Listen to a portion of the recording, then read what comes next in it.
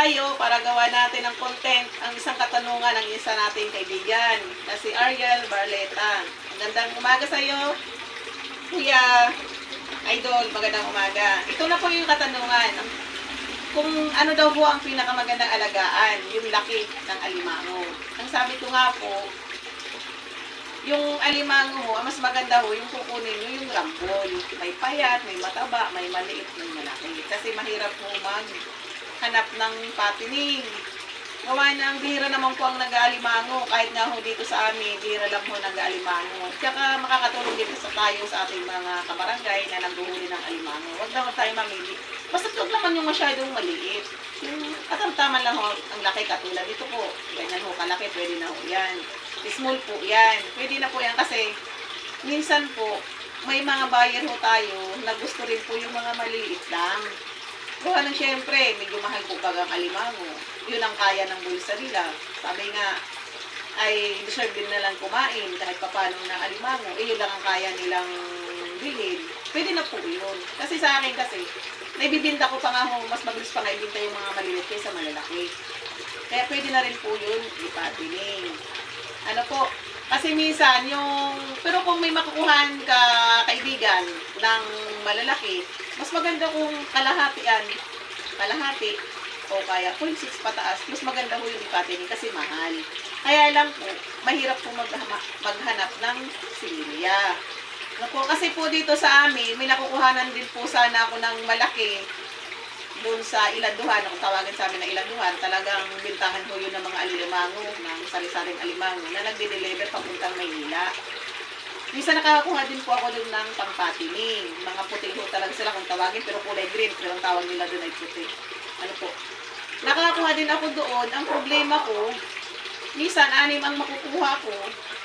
Ang namamatay sa akin ay 3. Kalahati ho yung nabubuhay. Hindi ko alam kung ano sa kadahilanan. Ano po? Pero nakita ko naman siya, malusog naman. Kaya lang, kung bakit pag pinapatinig ko siya, kalahati lang po ang nabubuhay. Inuwi po ako. Ang mga nabibili ko dito, yung mga sisungkit-sungkit lang sa mga bakawanan, yung mga ganun, sa aking mga kabarangay, ay matibay ho. Lalo na yung pula. Matibay po yung buhay nila. Kung halos wala po namamatay sa akin. Kasi tinitingnan ko rin po, halimbawa may nagbinta pa sa inyo, meron pong sugat. Huwag nyo na pong kukunin. Kasi malakas pa po siya sa ngayon. 2 days, 3 days, patay din po yan. Ano po? Eh, titignan nyo po rin binibili nyo. Kaya kung halimbawa, wala kayong nakukuhanan ng ano, kasi sayang din naman ang takbo ng inyong patining. Wala naman kayong makukuha ng similya kung mamimili tayo. Okay na po yun. At least po, kung meron naman po kayong mataba na nakuha, habang nagpapataba kayo ng payat, may ipaimbita ho kayong nataba. Kaya mas maganda ho, Sir Ariel, yung bibilihin nyo, rambol na po. Mas mabilis po ang pera pag rambol ang kukunin nyo. Ano po? Pangalawang katanungan ko, ang sabi niya, kung gaano daw po katagal palakihin ang 0.9 po na alimango. Para po sa akin, ang 0.9 ho na alimango ay depende ho sa nabili nyong alimango ang pagpapataba. Kasi ko po, kung ang alimangong nakuha nyo ay pagtingin nyo pa ay medyo malambot pa, ibig sabihin kaluluno lang yun, aabutin pa po yun ng 2 buwan bago po tumaba. Kasi po, yung alimango mo ay kaluluno lang. 2 buwan pa po yun aabutin. Kasi kung ang alimango ay medyo mataba na, kahit sabihin mo matigas na, kung hindi pa talaga sapat ang taba niya, ay hindi pa ho bibilhin ng mahal yun. Kailangan tigas na ho ang alimango para maibenta natin ng tamang presyo. Kung halimbawa naman ang nakuha mo ay medyo matigas-tigasin na ng kaunti, pwede ho yun naabuti ng 1 buwan lang. Kaya ang pagpapalaki ng siyam na guhit na alimango ay depende rin po sa pagkabili nyo kung gaano na siya kataba. Ano po? Sana po ay nasagot ko na ang iyong katanungan, Sir Ariel Barleta. Sa pangatlong katanungan ni Sir Ariel Barleta, kung ilang beses daw po ako magpakain ng alimango sa isang araw. Ganito po yun. Dati po kasi, nagpapakain po ako, siyempre nung bago pa lang po ako magpatining, araw-araw po ako nagpapakain ng alimango. Kasi po, ang nangyari, pag araw-araw po tayo nagpapakain, araw-araw din po ako nagtatanggal ng kinainan nila kasi hindi nila kayang ubusin. Sa makatuwid, ang alimango ay hindi dapat pakainin araw-araw. Kasi, katulad po nung alimango ko, 1 kiluhan siya, ang laki niya. Ano? Araw-araw ako sa kanya nagpapakain. Nung tatanggalin ko yung kinainan niya, kasi hindi niya kayang kainin, gawa ng siyempre araw-araw po ako nagpapakain. Hindi ako makuha sa kanya, talagang nanglalaban. Pati yung pangkawit ko, pangtanggal ko sa kanya ng pagkain, ay talagang kinakagat niya. Sa makatuwid, hindi ko natanggal ang pagkain niya.